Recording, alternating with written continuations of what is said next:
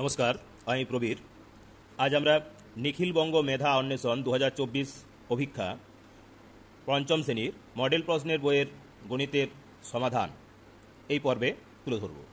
তো সেই কারণে আমি আমার সকল ভিউয়ার্স তথা সচেতন অভিভাবক এবং সেই সঙ্গে সঙ্গে প্রিয় ছাত্রছাত্রীদের অনুরোধ রাখব যে অবশ্যই সম্পূর্ণ ভিডিওটা দেখবে এবং সেই সঙ্গে লাইক, কমেন্ট এবং শেয়ার করে আরও অন্যান্য বন্ধুবান্ধবদের মধ্যে ছড়িয়ে দেবে, এই আশা রেখে আজ আমি আমার এই মডেল প্রশ্নের বইয়ের গণিতের সমাধান তুলে ধরছি। তো চলো আমরা প্রথম পর্বেই তুলে ধরব আমাদের এই গণিতের সমাধান।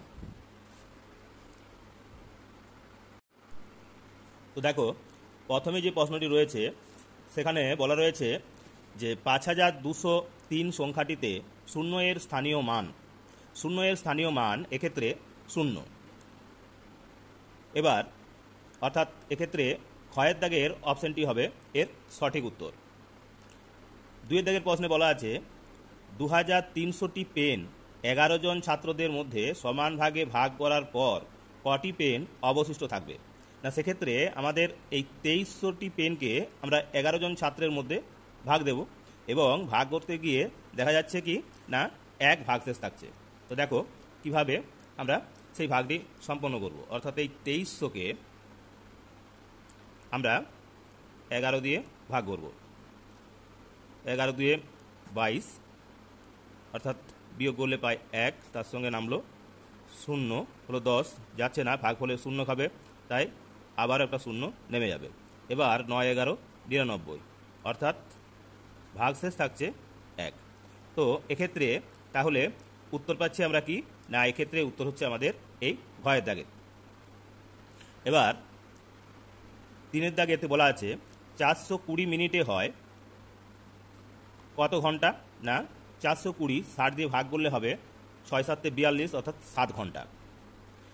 4-এর দাগের প্রশ্নে বলা আছে 0 8 0 2 1 3 অঙ্কগুলি দিয়ে গঠিত 6 অঙ্কের ক্ষুদ্রতম সংখ্যাটি হলো, 6 অঙ্কের ক্ষুদ্রতম সংখ্যাটি হবে 1 0 0 2 3 8।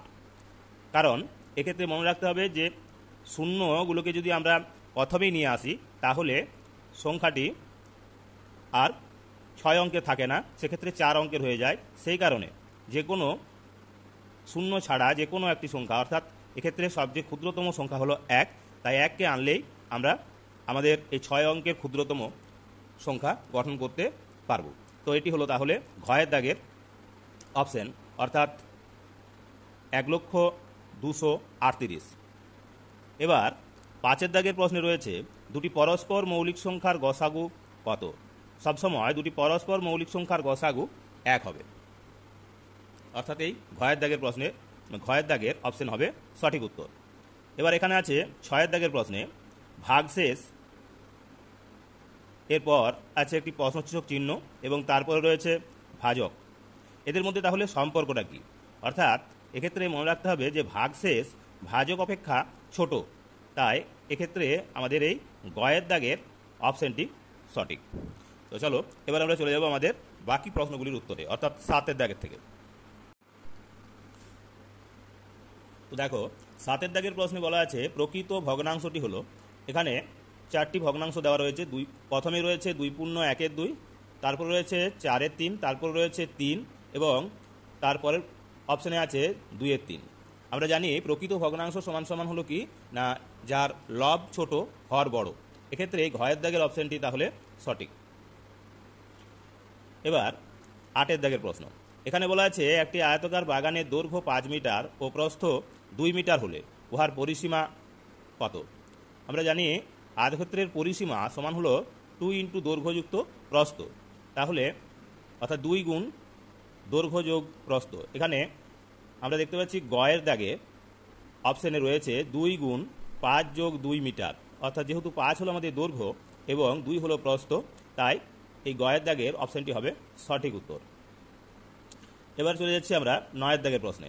এখানে প্রথমেই রয়েছে একটি প্রশ্নসূচক চিহ্ন, যাকে ভাগ দেওয়া হচ্ছে 15 দিয়ে এবং সমান সমান আমরা পেয়েছি কত না 8, অর্থাৎ কোনো একটা সংখ্যাকে আমরা যদি 15 দিয়ে ভাগ করি তাহলে পাবো 8। তাহলে সেই ভাজ্যটা আসলে কত? এক্ষেত্রে ভাজ্য সমান সমান হবে এই ভাগফল এবং এই ভাজক এদের গুণফল, অর্থাৎ 8 এবং 15কে যদি আমরা গুণ করে নিই তাহলে 8 15 হয় কত না 120। তাহলে এই কয়ের দাগের অপশনটি হবে আমাদের সঠিক উত্তর। এবার এখানে 10-এর দাগের প্রশ্ন।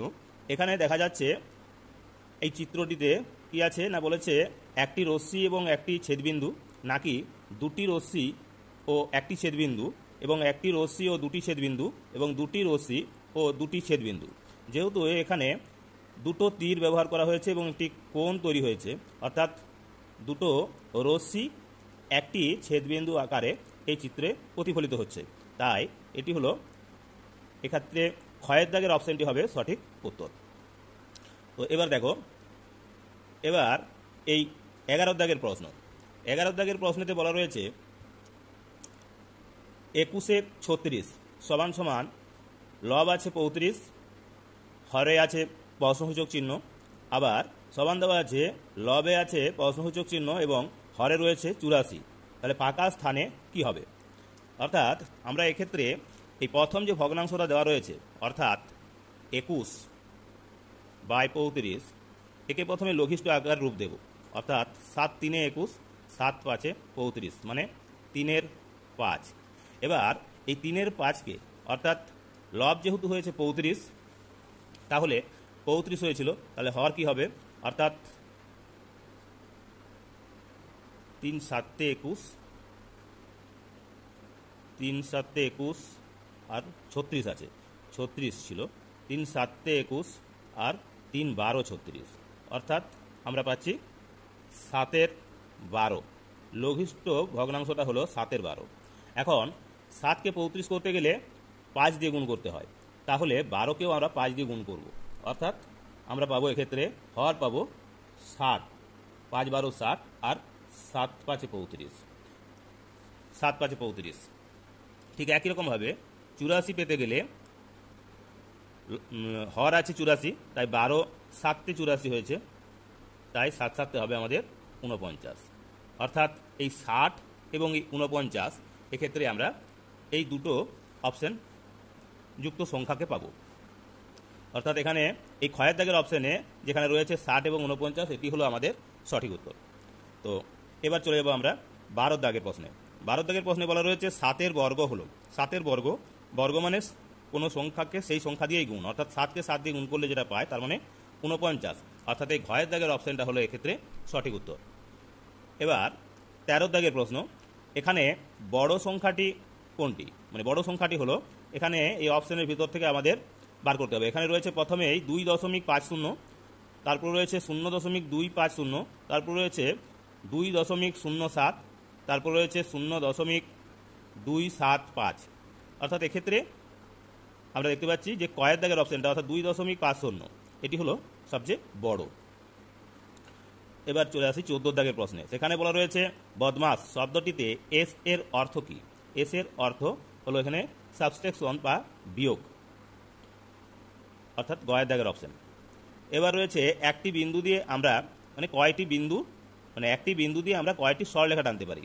এক্ষেত্রে রয়েছে 1টি 2টি 3টি এবং অসংখ্য, কারণ একটি বিন্দু দিয়ে আমরা সবসময় অসংখ্য সরলরেখা টানতে পারি, অর্থাৎ ঘয়ের দাগের অপশনটাই হবে সঠিক উত্তর। এবার চলে আসি 16 দাগের প্রশ্নে। এখানে রয়েছে 121 জন ছাত্রকে বর্গাকার সারিতে প্যারেড করানো হলে প্রত্যেক সারিতে ছাত্র থাকবে, তাহলে ছাত্র সংখ্যা এখানে 121 জন, অর্থাৎ বর্গাকারে সাজালে প্রতিটি সারিতে ছাত্র সংখ্যা থাকবে তাদের বর্গমূল, অর্থাৎ 121-এর বর্গমূল করলে হয় 11 11 121, তাই এক্ষেত্রে ক্ষয়ের দাগের অপশনটি হবে এর সঠিক উত্তর। এবার রয়েছে 17 দাগের প্রশ্ন। এখানে বলা রয়েছে 40/1000 এর মান কত? এর সমান হবে, এখানে রয়েছে কয়ের দাগের অপশনে 40, ক্ষয়ের দাগে রয়েছে 0.40, গয়ের দাগেতে রয়েছে 0.04 এবং ঘয়ের দাগে রয়েছে 0.004। যেহেতু এক্ষেত্রে একের পিঠে 3টি শূন্য আছে, অর্থাৎ আমরা এক্ষেত্রে যদি ভাজ্য ধরে নিই যে দশমিক সংখ্যাটা শেষে ছিল, তাহলে 3 ঘর আমরা বাঁ দিকে সরে যাব, অর্থাৎ এক্ষেত্রে 0.040, যেখানে দেখা যাচ্ছে গয়ের দাগের অপশন রয়েছে 0.04 আর শেষে শূন্যটা দেওয়ার প্রয়োজন হয়নি, তাই অপশনে নেই, তাই এই গয়ের উত্তরটাই হবে এর সঠিক উত্তর। এবার 18 দাগে একটি বাসের 2-এর 13 অংশ লাল রং, 1-এর 3 অংশ সবুজ ও 8-এর 39 অংশ হলুদ রং করা হয়েছে। কত অংশ রং করা বাকি আছে? তাহলে কত অংশ রং করেছি আমরা, প্রথমে সেই অংশটা বার করানোর জন্য আমরা এই অংশগুলোকে যোগ করব। অর্থাৎ 2-এর 13 যোগ 1-এর 3 যোগ 8-এর 39, 8-এর 39 লসাগু হবে এক্ষেত্রে 39।